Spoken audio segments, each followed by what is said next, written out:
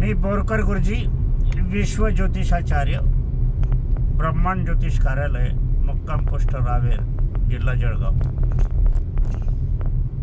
रावेरचा pin code number आहे 425508. माझा mobile number आणि व्हॉट्सअप नंबर एकच आहे, 9850015558. ब्रह्मांड ज्योतिष कार्यालयाची कुठेही शाखा नाही. आपल्याला प्रत्यक्ष भेट घ्यायची असेल तर आपण भेट घेऊ शकतात. मोबाईल करूनच यावं आणि निघताना पण मोबाईल करावा.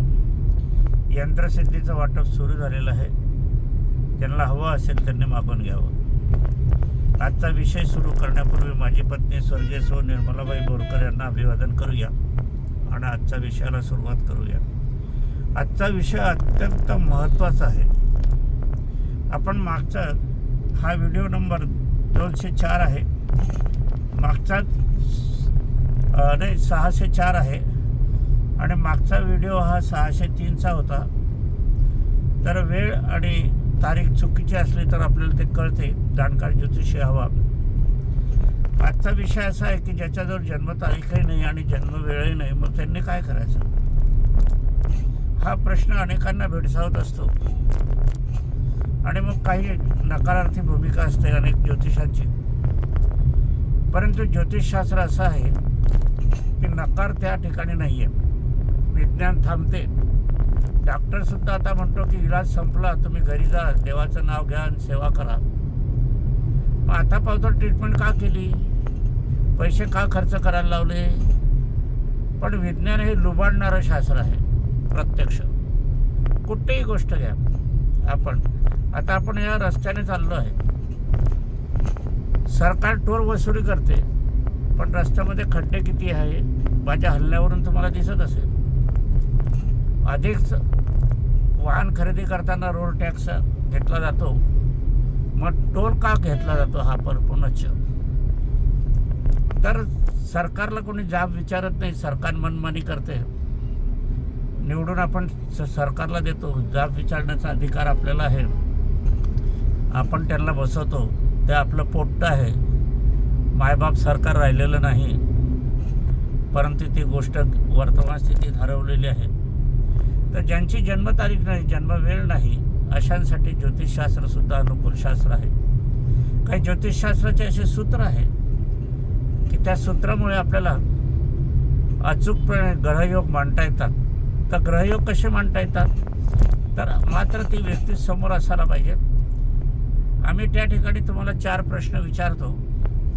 4 प्रश्न विचारत असताना 3 प्रश्नाची उत्तरं खरं असली म्हणजे आमचं ज्योतिषशास्त्र, ज्योतिष कुंडली, ज्योतिष आराखडा हा अगदी अचूक आहे हे मान्य करायला हवं.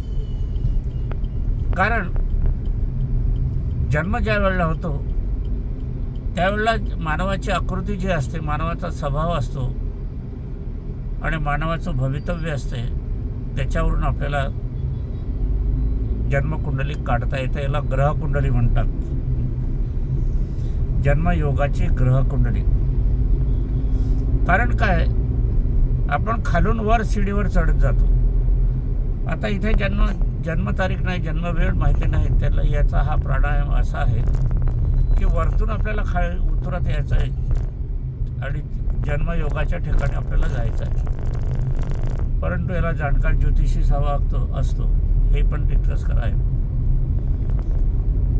आता एकाच आईवडिलाची लेकरं असतात, मुलगा असतो, मुलगी असते, किंवा मुलंही असतात, मुलीही असतात. परंतु ते विभिन्न प्रकारचे असतात. त्यांचे स्वभाव वेगळे असतात, बुद्धी वेगळी असते, आकारमान वेगळा असतो, चालणं बोलणं वेगळं असते. हे असं का होते. विज्ञानाला एक प्रश्न आहे माझा. वास्तविक पाहता ठसा एक आहे, मटेरियल एक आहे, घराणे एक आहे, हार्मोन्स एक आहे, सर्व एकत्र आहे. मग विभिन्नता काय येते, वेगवेगळ्या मूर्ती का तयार होतात. साचा जर एक आहे, नाणे जर पाडले तर 10चे नाणे सारखे निघतात, मूर्त्या सारख्या होतात. आणि मग मात्र आपण या ठिकाणी मानवाकृती ज्या असतात, जेव्हा प्राणीकृती ज्या असल्या त्या विभिन्न प्रकारच्या असतात. आई वडील एक, गोत्र एक, मटेरियल एक, साचा एक, घराणं एक, ठिकाण एक, त्याच्यातही विभिन्नता नाही.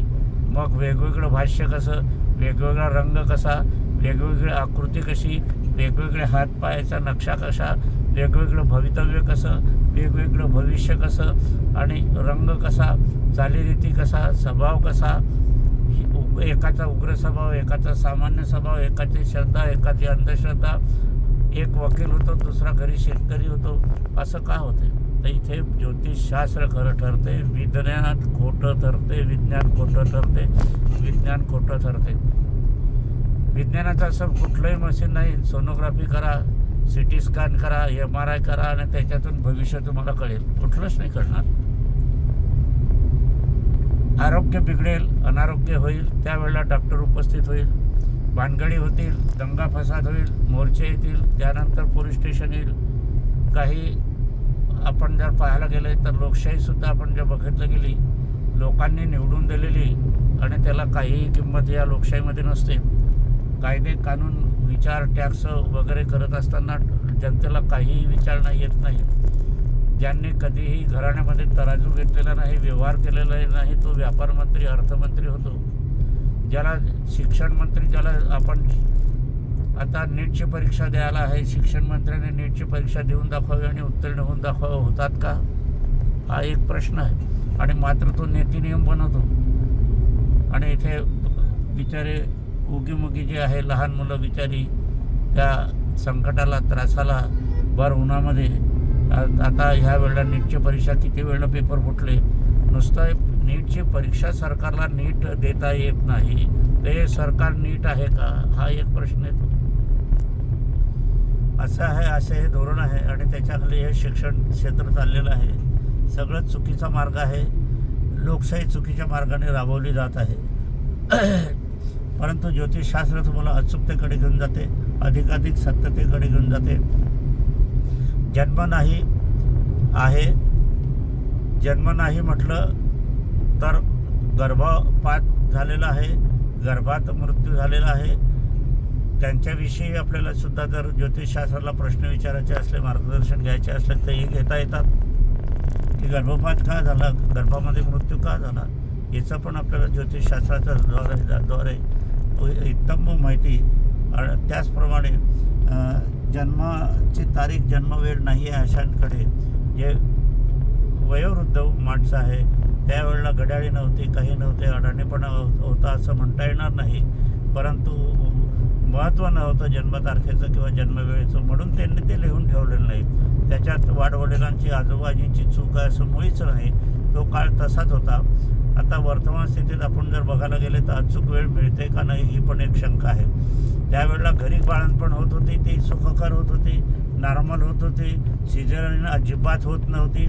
माझ्या पत्नीने तिच्याच आईची डिलेवरी केलेली आहे आणि ते धांडा यायचं म्हणजे ज्वारीचा धांडा असतो, तिची जे टर्फल असते, तिची जी कवची असते, तिच्याने ती नाळ कापत होती. आता त्याप्रमाणे सगळे नॉर्मल डिलेवरी झाले आणि अजूनही तिचे भावंड अजून जीवित अवस्थेत कार्यरत आहे. पण वर्तमान स्थितीत विज्ञानामध्ये सिझरशिवाय जन्म नाही आणि दवाखान्याशिवाय मरण नाही, हे पण तितकं खरं होत चाललेलं आहे. तर जन्म आणि त्या स्थितीत अवलोकन करणं, जन्माची वेळ, त्या स्थितीचं अवलोकन करणं, याच्यातून जी समोर व्यक्ती आहे तिचं नाक, डोळे, बोलणं, चालणं, तिचा हावभाव, तिचा रंग, वर्ण आणि तिच्या जीवनातील काही मागचे प्रसंग, यावरून आपल्याला तिच्या ग्रहयोगाची कुंडली त्यांची काढता येते आणि मग पुढचं भवितव्य आपल्याला त्यांच्या जीवनायुष्यात काय काय आहे ते पण आपल्याला काढता येते. हा प्रश्न केव्हा उपस्थित होतो? काही वेळेला विवाह जमवायचा आहे आणि जन्मकुंडली नाही आहे, मग काहीतरी खोटेपणाची कुंडली करून त्याचा विवाह करणं तेही उचित नाही, योग्य नाही. अचूक कुंडली करण्यासाठी जाणकार ज्योतिषीच लागतो. मग त्या कुंडलीवरून मग जन्मनाळी, जन्मगण, विवाहयोग, संततियोग, आयुष्ययोग, इतर जे काही प्रश्न आपल्याला विवाहाच्या सान्निध्यात उपस्थित होतात ते त्याचं बित्तम बातमी, वृत्तांकन आपल्याला जन्मकुंडलीच्या, जन्मयोगाच्या माध्यमातून मिळू शकते असतं. पण याला जन्मकुंडली म्हटली जात नाही, याला जन्मयोग कुंडली म्हटली जाते. अशा योगाचं या ठिकाणी आहे. आता ही विस्तृत कुंडली आपल्याला होते. याच्या अनुषंगाने आपण व्यवसाय कोणता करावा ते कळते, शिक्षण कोणतं घ्यावं ते आपल्याला कळते, विवाह कसा होईल ते आपल्याला कळते, आरोग्य कसं राहील त्याच्याविषयी आपल्याला समजून येते, म्हातारपण कसं राहील त्यावेळेलाही आपल्याला कळते. म्हणजे जन्म तारीख आणि जन्मवेळ ज्यांना माहिती आहे त्यांच्या योगामध्ये जन्मकुंडली तर तयार होते. त्याचप्रमाणे ही जन्मग्रह योगाची कुंडलीसुद्धा त्याच पद्धतीची, त्याच योगाची, त्याच मूल्याची, त्याच तत्वाची तयार होते. मात्र या ठिकाणी जाणकार ज्योतिषाचीच आवश्यकता असते, एवढं मात्र खरं आहे. म्हणून ज्यांच्याजवळ जन्मतारीख नाही आहे, जन्मवेळ नाही आहे, अशांनी विनाकारण थांबू नये किंवा आपल्याला कुंडली काढता येणार नाही, कुंडली निघणार नाही, हा तुमचा जो समज असेल तो गैरसमज मनातून काढून टाकावा आणि योग्य विद्वानाकडनं, ज्योतिष पंडिताकडनं आपण कुंडली काढून घ्यावी आणि मग आपली पुढची वाटचाल कशी आहे, काय आहे याच्याशी आपल्याला मार्गदर्शन अवश्य त्याच्या माध्यमातून मिळेल. पण अशी इच्छा आपण धरू नये की आपली कुंडली होणार नाही, हे मनातून जो विरोधाभास आहे तो आपण काढून टाकायला पाहिजे. एवढंच आहे. आता माझी पत्नी स्वर्गीय सौ निर्मलाबाई बोरकर यांना अभिवादन करूया आणि आजच्या कार्याचं समापन करूया.